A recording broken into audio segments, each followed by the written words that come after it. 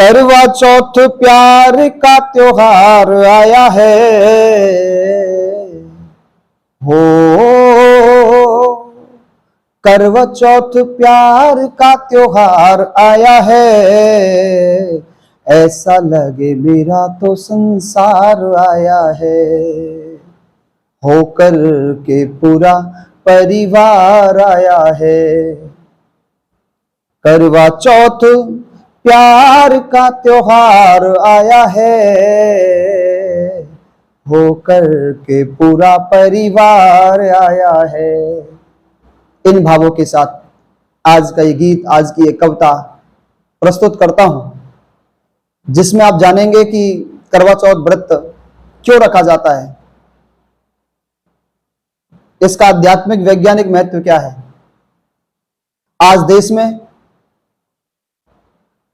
न जाने कितनी कुरीतियां भर चुकी हैं। कई लोगों ने इस व्रत को वासना से जोड़ दिया है, जबकि ऐसा नहीं है। परम प्रेम का और गृहस्थ को तपोवन के रूप में प्रदर्शित करने का ये एक अच्छा पर्व है, अच्छा व्रत है, अनुष्ठान है। भाई बहन, आप शायद नहीं जानते हैं कि भारतीय संस्कृति की मूल पहचान क्या है। मेरे पिछले वीडियो में भी मैंने बताया था कि हर सफल व्यक्ति के पीछे किसी ना किसी समझदार नारी का हाथ होता है। आप मेघनाथ को देखते हैं, वो अजय था तो उसकी भार्या सुलोचना की शक्ति, उसका तप, उसका तेज, उसकी तपस्या का ही वह प्रताप था। आप देखते हैं कि सत्यवान को यमराज के भी हाथ से छुड़ाने वाली, अर्थात पुनर्जीवित करने वाली किसी सावित्री का यदि प्रताप की बात करें तो वो भी एक पत्नी ही थी, धर्म पत्नी थी।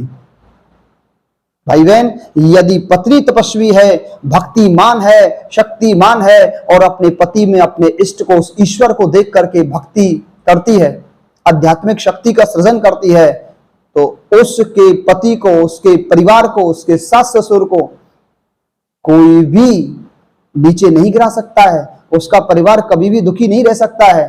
किसी भी परिवार के अच्छे रहने के पीछे, उसके संपन्न रहने के पीछे, उसके सामर्थ्यवान बनने के पीछे, हमेशा अजय बनने के पीछे और स्वस्थ रहने के पीछे एक समझदार भक्तिमान स्त्री का हाथ होता है। ऐसी ही स्त्री के एक व्रत के विषय में आज मैं बताने जा रहा हूं। एक बार राक्षसों से बार बार पराजित होकर के देवता परेशान थे, तो देवगुरु बृहस्पति ने देव जितनी भी नारियां थी, देवांगनाएं थी, उनको इस करवा चौथ व्रत को का अनुष्ठान करने का निर्णय सुनाया। उनसे प्रार्थना की कि आप अपने जितने भी पति हैं, जितने भी देवता हैं, इनके विजय के लिए, इनकी संपन्नता के लिए व्रत रखें। तभी से ये करवा चौथ का व्रत हमारे भारतीय संस्कृति में, सभ्यता में, देश में इसका अनुष्ठान किया जाता है। भाई बहन, महाभारत काल में जब नीलगिरी पर्वत पर अर्जुन तपस्या करने के लिए अपनी आध्यात्मिक शक्तियों और विभिन्न प्रकार के शस्त्र अस्त्रों की विद्या पाने के लिए तपस्या करते हैं, तो उस समय भगवान श्री कृष्ण ने द्रौपदी को इस व्रत के अनुष्ठान की शिक्षा दी थी, दीक्षा दी थी। यह दिव्य पर्व है, यानी अपने पति को सामर्थ्यवान बनाने के लिए, उसके दीर्घायुष्य के लिए, उसके सौभाग्यशाली बनने में इस व्रत का बड़ा ही हाथ है।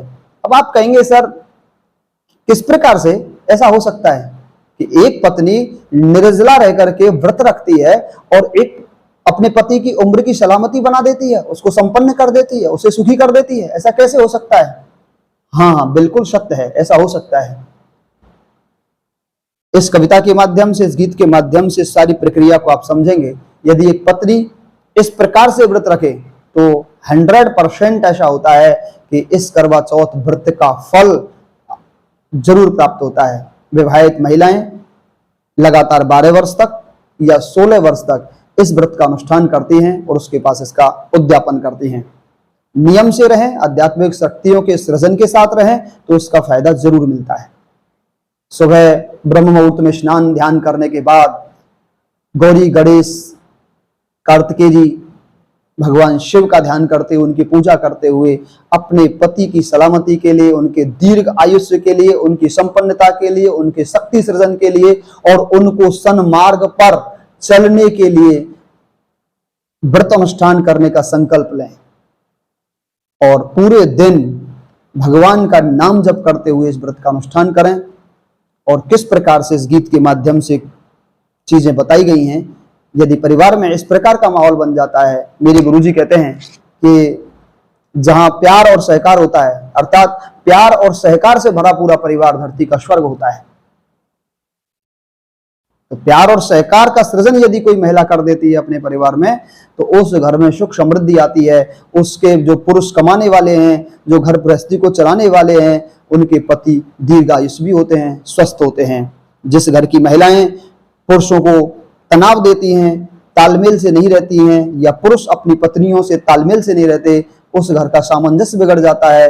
तो बताइए कैसे वो स्वस्थ रहेंगे, और जब स्वस्थ नहीं रहेंगे तो कैसे उनकी दीर्घायुष्य होगा, अर्थात उनकी लंबी उम्र कैसे हो सकती है। तो लंबी उम्र होने के पीछे का सबसे बड़ा साइंटिफिक रीजन, वैज्ञानिक कारण यही है कि पत्नियां और अपने पति से और पति अपनी पत्नियों से तालमेल के साथ जीवन जीने का संकल्प लेते हैं इस व्रत के बाद। और फिर तनाव रहित जीवन जब होता है तो स्वस्थ व्रत का विधान होता है, अर्थात स्वास्थ्य संवर्धन होता है, स्वास्थ्य बनता है और लंबी आयु होती है। और जब आध्यात्मिक शक्तियां का सृजन करते हैं, सन्मार्ग पर चलते हैं, तो दोनों का जीवन संपन्न समृद्ध हो जाता है। बड़े प्यार के साथ इस भाव को सुनेंगे। और यदि आपको इसके विशिष्ट आयोजन को, विशिष्ट प्रक्रिया को समझना है, तो इस गीत को आप पूरा सुनें। फिर से शुरू करते हैं। करवा चौथ प्यार का त्योहार आया है, होकर के पूरा परिवार आया है। अब क्या होता है देखिए, सरगी से सास ने आशीष दिया है, सरगी से सास ने आशीष दिया है। सरगी वर्ड बोल रहा हूं, ध्यान से समझें। हो सरगी से सास ने आशीष दिया है, मां से मैं दूर नहीं एहसास किया है। एक पत्नी जब सरगी से प्राप्त प्रसाद को अपने सास के हाथ से पाती है, जब पत्नी विवाहित महिला किसी परिवार की इस व्रत के अनुष्ठान का संकल्प लेती है, तो उस समय उसकी जो सास है बड़े भाव के साथ उसे अपने हाथ से प्रसाद खिलाती है, मीठा खिलाती है। उसी को हमारी भारतीय संस्कृति में सरगी कहा जाता है। इससे सास और बहू के बीच में प्यार बढ़ता है। तो यहीं से स्टार्ट होती है इस व्रत अनुष्ठान की प्रक्रिया। कहीं कहीं जब बहू कहीं दूर चली जाती है, अपने मायके में रहती है, तो उस समय सास अपनी बहू के लिए सरगी भिजवाती है और विभिन्न प्रकार के उपहार भिजवाती है। तो यही है सास का बहू के लिए प्यार, और बहू उसे अपने माँ का दिया हुआ आशीर्वाद समझ करके ग्रहण करती है। तो समझिए भाव को। सरगी से सास ने आशीष दिया है, माँ से मैं दूर नहीं एहसास किया है। गोद में माँ मेरा सिर रखने दीजिए, गोद में माँ मेरा सिर रखने दीजिए, ममता की मिठास फिर से चखने दीजिए। हो गोद में माँ मेरा सिर रखने दीजिए, ममता की मिठास फिर से चखने दीजिए। अब बहू को क्या करना है? जब सास माँ के रूप में अपने हाथ से प्रसाद खिला रही है, तो उस समय बहू को बड़े भाव के साथ ग्रहण करना चाहिए और सास के गोद में अपना सिर रख के लेटना चाहिए। माँ मुझे अपनी ये गोद दे दो, क्योंकि मुझे अपनी माँ की कमी का एहसास नहीं हुआ है, और ममता की जो मिठास है इस मिठाई से भी ज्यादा है। ऐसा भाव यदि सास का बहू के प्रति और बहू का सास के प्रति बन जाए, तो घर के माहौल को हम स्वर्ग कह सकते हैं। सास को बहू पे यो दुलार आया है, सास को बहू पे जब बहू रख लेती है सिर और ममता की मिठास के अलावा और कुछ मांग नहीं करती, तो क्या होता है? ओ गोद में माँ मेरा सिर रखने दीजिए, ममता की मिठास फिर से चखने दीजिए। सास को बहू पे यूं दुलार आया है, होकर के पूरा परिवार आया है। करवा चौथ प्यार का त्योहार आया है, प्रेम का त्योहार है जो पूरे परिवार में प्रेम के रस को समाहित करता है। अब अगला बंद देखेंगे, तुमको पसंद प्रिय हर हाल में। अब पत्नी अपने पति से कह रही है, तुमको पसंद प्रिय हर हाल में, नेकी का इत्र भरूं अपनी चाल में। यहाँ इत्र शब्द जो आया है विभिन्न प्रकार के 16 श्रृंगार का सूचक है। इस व्रत में महिलाएं, विवाहित स्त्रियां 16 श्रृंगार करती हैं।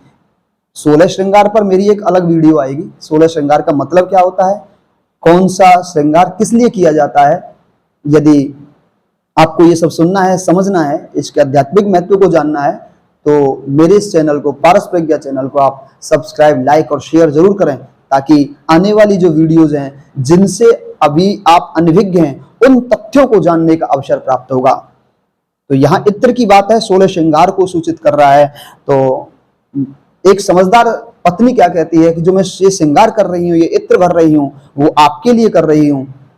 लेकिन उन्होंने क्या कहा है, कौन सा इत्र है ये, तुमको पसंद प्रिय हर हाल में, नेकी का इत्र भरूं अपनी चाल में। यानी मैं जो भी काम करूं, अपनी चाल में जो भी काम करूं, उसमें नेकी झलके, सत्यता झलके, ऐसा इत्र अपने शरीर पर मैं लगा रही हूं।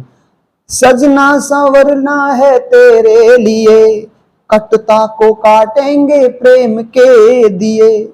अब इस व्रत में दिया जलाया जाता है, तो दीपक क्यों जलाया जाता है, क्योंकि दीपक की जो लौ होती है वो तरक्की का सूचक होती है, और उसमें जो घी होता है वो प्रेम का, स्नेह का, यानी कटुता की काट का प्रतीक होता है। तो यहाँ क्या कर रहे हैं, कटुता को काटेंगे प्रेम के दिए। यदि प्रेम समाहित है, स्नेह है, तो आपने दीपक जलाया, और यदि दीपक जला लिया और प्रेम नहीं है, स्नेह नहीं है, और कटुता ही कटुता है, तो फिर बेकार है, ये व्रत पूरा नहीं है। तन के साथ मन का श्रृंगार आया है। दोनों चीजें जरूरी है भाई, केवल तन ही तन का श्रृंगार करते रहे, हाथों में मेहंदी लगा ली, मेहंदी का मतलब नहीं है पता है, मेहंदी क्यों लगाते हैं, मांग भर ली, क्यों भरते हैं मतलब नहीं पता है, काजल लगाया, क्यों भरते हैं पता नहीं है। 16 श्रृंगार के आध्यात्मिक बिंदु भी हैं, उनको भी समझना है। तो दीपक यदि हम जला रहे हैं, स्नेह नहीं है, कटुता भरी हुई है, तो फिर कुछ भी नहीं है, व्रत बेकार गया। तो तन के साथ मन का श्रृंगार आया है, होकर के पूरा परिवार आया है। अब आगे देखिए, संयम की साधना का व्रत ले लिया। उस भ्रम को काटिए कि वासना को पोषित करने के लिए यह व्रत नहीं है, गृहस्थ को तपोवन बनाने के लिए यह व्रत होता है। कि व्रत को, इस गृहस्थ को किस प्रकार से हम तपोवन बना सकते हैं, उसका तरीका क्या है, संयम की, संयम तन का भी, मन का भी, और अपने विचारों का संयम, इंद्रियों का संयम, धन का संयम, समय का संयम। हो संयम की साधना का व्रत ले लिया, सदा रहो खुश नहीं रूठो पिया। छलनी से चांद आज तुम्हें निहारूं, छन छन के नेह नैन बीच उतारूं, छन छन के नेह नैन बीच उतारूं। अब चारों बातें समझिए। इस व्रत में संयम की साधना अर्थात शरीर का, विचारों का, समय का, धन आदि का संयम बरतना है, इसका संकल्प लिया जाता है। और जो गृहस्थ में पति पत्नी इस प्रकार का संयम बरतते हैं, वो गृहस्थ तपोवन बन जाता है, एक आश्रम बन जाता है। वो कभी भी वासना का केंद्र नहीं बनता जो उसके परिवार को नष्ट भ्रष्ट करे। छलनी से चांद आज तो मैं निहारूं।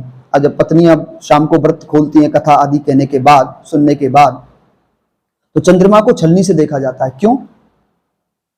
इसके बाद आ रहा छन छन के नेह नैन बीच उतारूं, और फिर अपने पति को देखा जाता है। क्यों?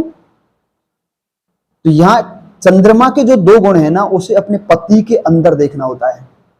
चाहे पति कितना भी गर्म हो रहा हो, चाहे गुस्सा कर रहा हो, उस समय चंद्रमा के शीतलता के उस गुण को अपने पति के अंदर देखना है। चंद्रमा को सबसे सुंदर माना जाता है।